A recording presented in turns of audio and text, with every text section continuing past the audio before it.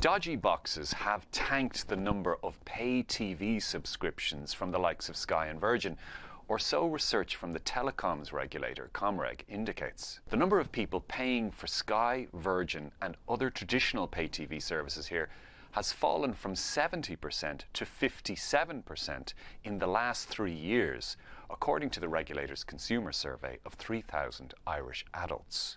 The figures suggest that it's not online streamers like Netflix and Disney that are killing the pay TV subscriptions, because monthly sign-ups to those online streamers are almost the same at 67% as 3 years ago.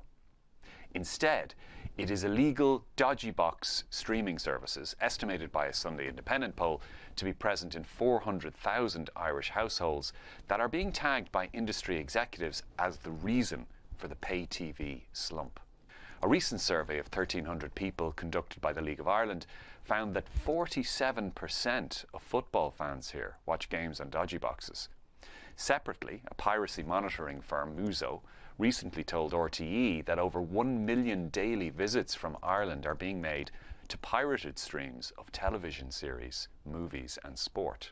Gardaí say they will not enforce copyright law against individual dodgy box users, although there have been several prosecutions, including fines and jail sentences of distributors and sellers of the services.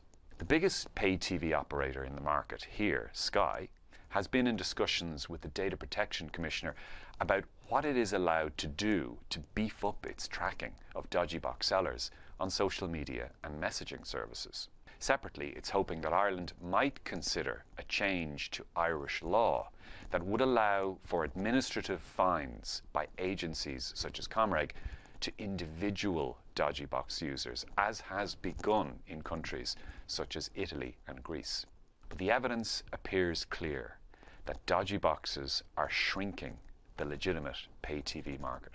At the same time, TV licence sales are also continuing to fall in Ireland, with around 150,000 fewer sold than 3 years ago, despite a higher population and more houses. For more on this, see the Irish Independent.